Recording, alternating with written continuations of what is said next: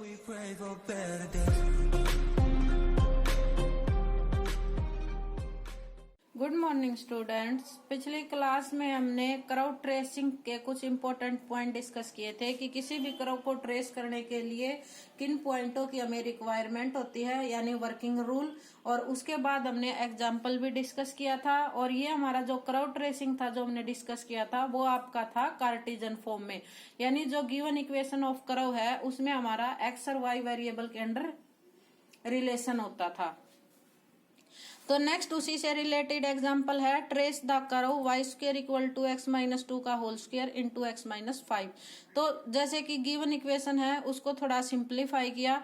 First point हमारे पास क्या होता था, सिमेट्री चेक करना। सिमेट्री हम कैसे चेक करते थे, अगर जो गिवन इक्वेशन है उसमें एक्स की इवन पावर है तो जो सिमेट्री होगी वो कौन सी होगी, वाई एक्सिस होगी। अगर ओनली वाई की इवन पावर है तो जो सिमेट्री होगी वो हमारी एक्स एक्सिस होगी। तो जो गिवन इक्वेशन ऑफ कर्व है इसमें ओनली वाई वेरिएबल ही ऐसा है जिसकी आपके पास इवन पावर है, यानी वाई स्क्वायर। एक्स क्यूब है, एक्स की टर्म भी है, एक्स स्क्वायर तो है लेकिन यहाँ पर एक्स क्यूब भी है और एक्स भी है, इसलिए ओनली वाई वेरिएबल ऐसा है जिसकी इवन पावर है। यानी यहाँ पर जो कर्व होगा उसकी जो कर्व है उसकी सिमेट्री हमारे पास क्या होगी, एक्स एक्सिस। नेक्स्ट जो पॉइंट है वो है ओरिजिन। ओरिजिन कैसे चेक करते थे कि जो हमारी कांस्टेंट टर्म है वो हमारी मिसिंग होनी चाहिए। तो इसमें जो आपकी गिवन इक्वेशन है उसमें हमारी कांस्टेंट टर्म में अवेलेबल है, तो जो हमारा गिवन कर्व है वो ओरिजिन से पास नहीं होगा। थर्ड पॉइंट आपके पास होता था एसिम्पटोट। एसिम्पटोट हम कैसे फाइंड आउट करते थे, जो भी हमारी गिवन इक्वेशन ऑफ कर्व है parallel to x axis find out करेंगे, parallel to Y axis find out करेंगे और उसके बाद ऑब्लिक एसिम्पटोट फाइंड आउट करते थे।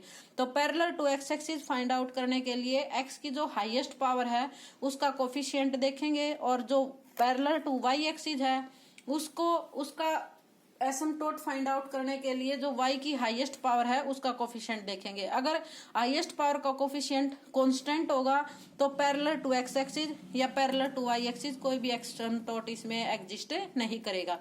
तो जैसे x की हाईएस्ट पावर यहाँ पर क्या है, x3 है और कोफिशिएंट क्या है 1, यानी कांस्टेंट, यानी पैरेलल टू एक्स एक्सिस कोई एसिम्पटोट नहीं है। और y की हाईएस्ट पावर आपके पास क्या है 2 है, तो यहाँ पर y के भी वाई एक्सिस के पैरेलल भी कोई भी एसिम्पटोट नहीं है। थर्ड जो हमारा पॉइंट होता था एसिम्पटोट का ओब्लिक एसिम्पटोट। ओब्लिक एसिम्पटोट हम कैसे फाइंड आउट करते थे, जैसे हाईएस्ट डिग्री से पुट करते थे तो इसमें हाईएस्ट बनेगी थर्ड ऑर्डर की, यानी एक्स क्यूब। तो एक्स को 1 पुट करेंगे और वाई को m पुट करते हैं तो ओनली एक्स क्यूब है, तो एक्स की जगह 1 करेंगे तो यहाँ पर m की कोई भी रियल वैल्यू एग्जिस्ट नहीं करती। यानी जो गिवन इक्वेशन ऑफ कर्व है उसमें आपका ओब्लिक एसिम्पटोट भी एग्जिस्ट नहीं करता, यानी जो हमारा दिस कर्व है इसमें हमारे पास कोई भी एसिम्पटोट नहीं है। नेक्स्ट आपके पास पॉइंट होता था फोर्थ पॉइंट में point of intersection with coordinate axis, यानी एक्स एक्सिस और वाई एक्सिस के अकॉर्डिंग हमारा कर्व जो इंटरसेक्ट करेगा तो वो पॉइंट कैसे फाइंड आउट करने हैं।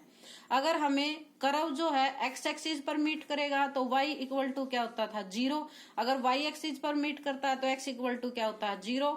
तो फर्स्ट हम चेक करते हैं कि x एक्सिस पर मीट करता तो y इक्वल टू हमारे पास होगा 0। गिवन इक्वेशन में हमने y इक्वल टू 0 पुट किया तो x इक्वल टू आपके पास वैल्यू आ गई 2,5। तो कर्व जो है x एक्सिस पर कहां पर मीट करेगा 2,0 पर और 5,0 पर।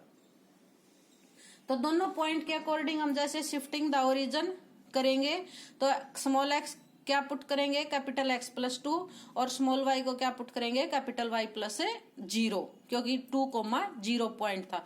तो y square equal to x square into में x minus 3। The tangent and new origin are. Tangent कैसे फाइंड आउट करते थे, जो लोवेस्ट डिग्री टर्म होती है उसको इक्वल टू 0, यानी y की जो लोवेस्ट डिग्री है y स्क्वायर है, x की जो लोवेस्ट डिग्री है वो x स्क्वायर, तो y square equal to 3x square. Which are the क्या वैल्यू आएगी आपके पास इमेजिनरी आएगी। द न्यू ओरिजिन, जो हमारे पास न्यू ओरिजिन आया था कौन सा पॉइंट है 2,0, वो हमारे पास क्या है कंजुगेट पॉइंट। सेकंड जो हमारा पॉइंट था 5,0 उसके अकॉर्डिंग शिफ्टिंग द ओरिजिन, तो capital y square equal to x into x plus 3। The tangent at new origin equal to 9x equal to 0, x equal to 0 और स्मॉल x इक्वल टू 5। तो ये हमारी equation of यानी जो tangent की line है small x equal to 5 आ गई। Next point आपके पास होता था रीजन फाइंड आउट करना। रीजन हम कैसे करते थे, जो भी आपके लिए इलिजिबल हो, अगर x के अंडर हम डिफाइन कर सकते हैं तो x वेरिएबल के अंडर डिफाइन कर दो, अगर y वेरिएबल के अंडर डिफाइन कर सकते हैं तो y के अंडर कर दो। y स्क्वायर लेंगे तो जो हाईएस्ट है उसको नेग्लेक्ट कर देते हैं, x के अंडर लेंगे तो x की जो हाईएस्ट टर्म है यानी क्वाड्रेटिक से हाईएस्ट जो टर्म है उनको नेग्लेक्ट कर देते हैं। तो y इक्वल टू आपके पास आ गया plus minus x minus 2 into root x minus 5 which are imaginary, क्योंकि x माइनस 5 है, विच आर इमेजिनरी। y की वैल्यू इमेजिनरी आएगी when 0 less than x less than 2, यानी अगर वैल्यू जो आपके पास है x की वैल्यू 0 से 2 के बिटवीन है तो भी y की वैल्यू इमेजिनरी है, और 2 से 5 के बिटवीन वैल्यू है तो भी हमारी y की वैल्यू क्या है, इमेजिनरी है। The curve does not lies between the lines, यानी जो हमारा कर्व है x equal to 0, x equal to 2 इसके बिटवीन लाइज नहीं करेगा, एंड x इक्वल टू 2 और x इक्वल टू 5 इसके बिटवीन भी लाइज नहीं करेगा। नेक्स्ट पॉइंट होता था स्पेशल पॉइंट। स्पेशल पॉइंट के लिए हमारे पास y इक्वल टू जो इक्वेशन आई है उसको डिफरेंशिएट करेंगे with respect to x, dy by dx। dy by dx करने के बाद दिस आपकी वैल्यू आ गई, दिस वैल्यू आने के बाद dy बाई dx को हम इक्वल टू 0 पुट करते हैं, 0 पुट करेंगे तो x इक्वल टू आपके पास आ गया 4। x इक्वल टू अगर 4 यहाँ पर आता है तो आप x इक्वल टू अगर हम यहाँ पर 4 पुट करेंगे तो यहाँ पर dy by dx equal dy by y क्या आपके पास क्या आएगा, y इज इमेजनरी, y की वैल्यू जो हमारे पास है वो इमेजनरी आएगी एट x इक्वल टू 4 पे।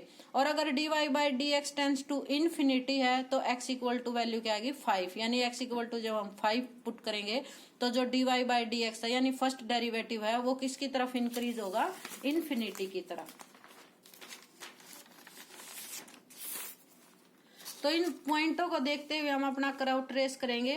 The 5,0 tangent us parallel to the y axis, y axis के पैरेलल है, और जो हमारा कर्व है x equal to 0, x equal to 2 के बिटवीन नहीं आएगा, और x इक्वल टू 2 से x इक्वल टू 5 के बिटवीन नहीं आएगा, तो दिस टाइप से आएगा। ये हमारा क्या था, x इक्वल टू 5 टेंजेंट था। When x is increase 5 to infinity, when x is increase 5 to infinity then x is increase from 0 to infinity। जो x की वैल्यू है वो जैसे जैसे इंक्रीज हो रही है 5 टू इंफिनिटी, तो then x is increase from, तो y की वैल्यू जो है वो आपकी 0 टू इंफिनिटी इंक्रीज होगी। जैसे जैसे आप x की वैल्यू को इंक्रीज कर रहे हैं 5 से इंफिनिटी तक, तो y की वैल्यू भी इंक्रीज होती जाएगी 0 टू इंफिनिटी। तो उन पॉइंटों को देखते हुए हम अपना कर्व ट्रेस किया, और दिस हमारा पॉइंट है, ये आपकी शेप बनी है कर्व की पैराबोला की फॉर्म में, और इससे नेक्स्ट क्लास में हम अपना नेक्स्ट टॉपिक डिस्कस करेंगे।